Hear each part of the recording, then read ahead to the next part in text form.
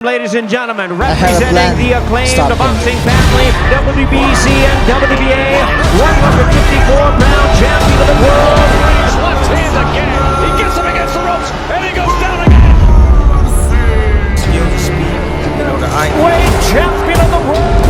My goodness, this kid is patient. He has extreme punching power, and he has speed and timing. He is dynamic. This kid is to me is the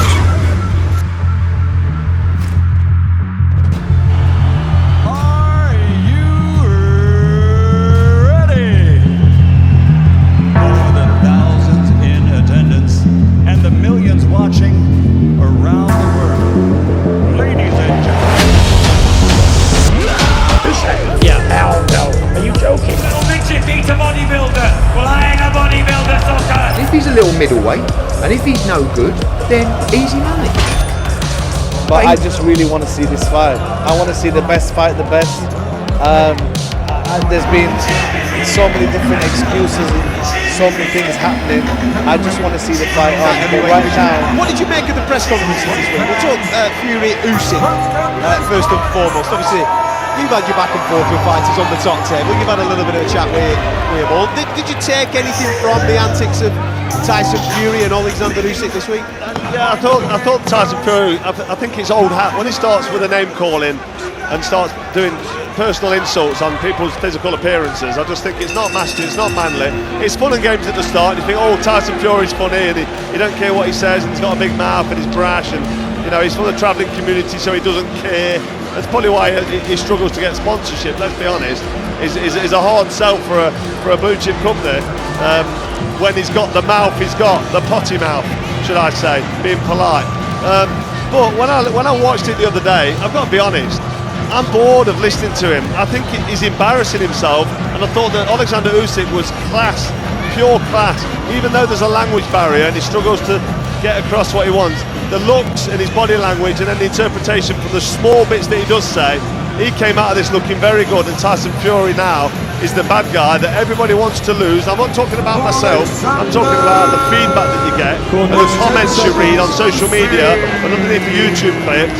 Tyson Fury is doing himself no favours with his mouth. Carl, I'm just going to sort of butt in here, because John Stracey, who you know, John H. Stracey, one of our great world champions of years gone by, he put it on Facebook this week. He said, "Re Tyson Fury, could he really sink any lower?" Watching that press conference, Usyk showed nothing but respect as the great world champion he is, an ambassador for the sport. Fury, on the other hand, showed nothing but disrespect, animosity, despicable behaviour from a man who should be setting an example and representing our country. For those who think this attitude helps to build up fights, I disagree. That's from John H. Stracey. Yeah, it's all become a little bit of old hat, hasn't it, now with Tyson Fury? You know, when it started, it was a little bit of a gimmick, it was a little bit WWE/boxing, and it was bringing something new to it, but now I think it's gone a little bit too personal and the insults are a little bit too much. It's a gladiatorial sport, man, and you've got to respect the guys that get in there, and I get the banter, and I get the back and forth. He had it with Rosie, didn't he? I mean, but there's a certain line you don't go to. Yeah, but there's trash talk, banter, and there's a way that you do it. You can be charming, you can have a little bit of something about, you can have a little bit of a glint in your eye about it, you can be witty, you can be funny. This week it came across overly aggressive and unnecessary. For the magnitude of the fight, it just felt, like you just said a moment or two ago, a bit old hat, a bit desperate.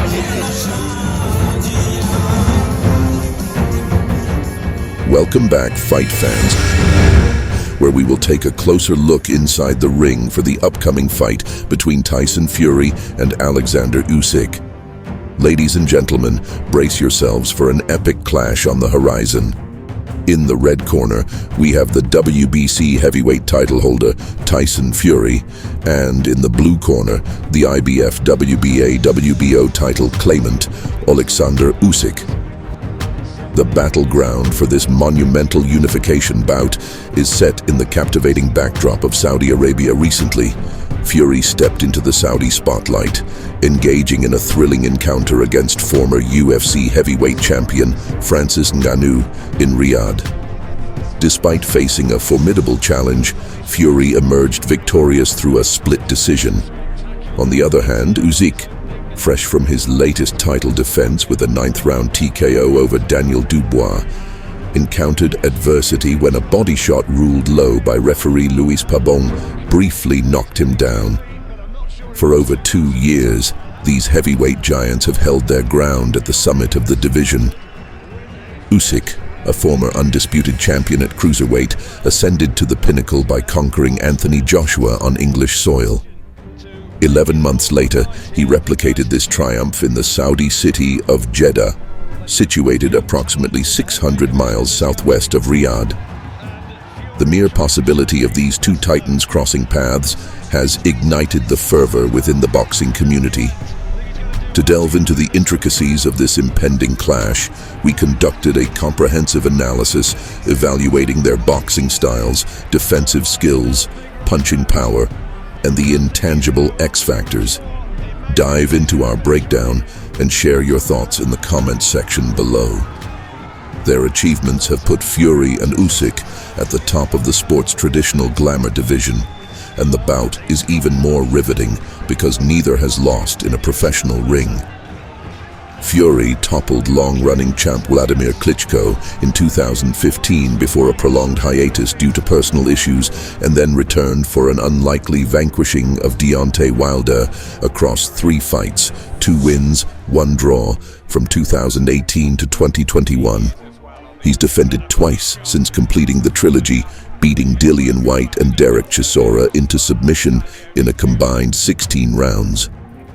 As for Usyk, he completed his own 4-belt dominance at cruiserweight in 2018 before rising to defeat Chaz Witherspoon technical knockout in round 7 and Chisora in a unanimous decision to earn the Joshua title. He's 5-0 with 2 knockouts at heavyweight after 16 straight wins with 12 KOs before the jump. The winner will become the division's first undisputed champion since Lennox Lewis in 1999. Usyk is hardly a small man at 6'3" and 220 or so pounds, but expect much of the run-up to this fight to suggest his path to victory involves far more nuance than savagery. The crafty southpaw was worlds ahead of Joshua in spite of perceived disadvantages in height, 3 inches, and weight, 20 pounds. He was able to initiate exchanges and avoid replies with superior hand speed and footwork, using angles to bamboozle a fundamentally inferior foe and ultimately securing a mental victory that preceded the official one. He'll face even more vast physical differences against Fury, who stands 6'9", has weighed more than 260 pounds for his last 4 fights, and has a pterodactyl-like 85-inch reach. Fury could use those dimensions to stay on the perimeter behind a jab, and make it almost untenable for Usyk to get near him with meaningful punishment while raining down impactful combinations of his own.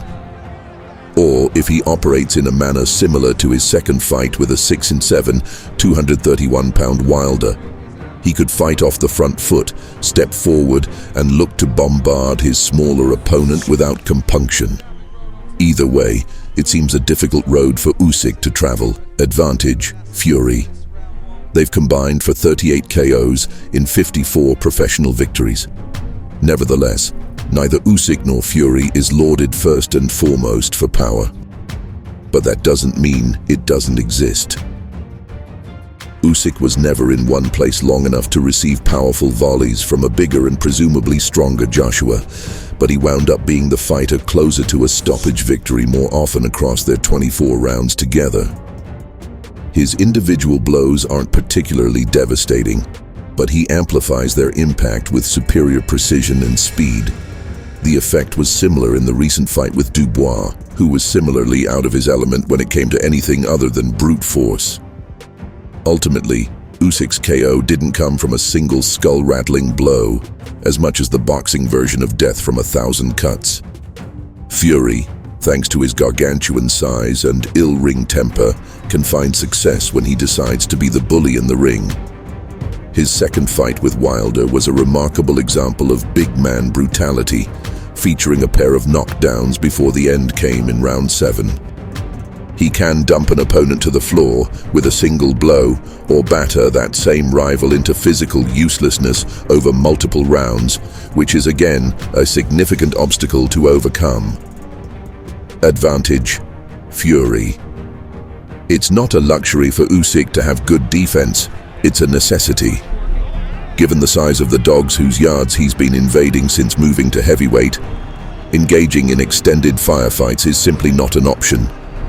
And it won't be any different with Fury, given the height and weight discrepancies that'll be in play come fight night. He simply must use footwork, instinct and savvy to avoid fight-defining shots if he's to get the bout into a back half, in which he may find an advantage due to his conditioning. If he can elude big shots and frustrate the bigger man with stinging replies, even better. Fury has remarkable recuperative powers as evidenced by the 4 times he climbed off the canvas across his trilogy with Wilder. But when he's not depending on those zombie-like powers as a means to victory, he can also do a pretty good job sidestepping major damage. His size alone provides a certain level of insulation against foes who have to compromise their own defense while trying to penetrate his, and he's also remarkably agile for a guy with his dimensions, leaving Wilder looking positively amateurish in spite of an Olympic pedigree. Bottom line, Fury's hardly a defensive sieve, but if Usyk has an advantage, it's here.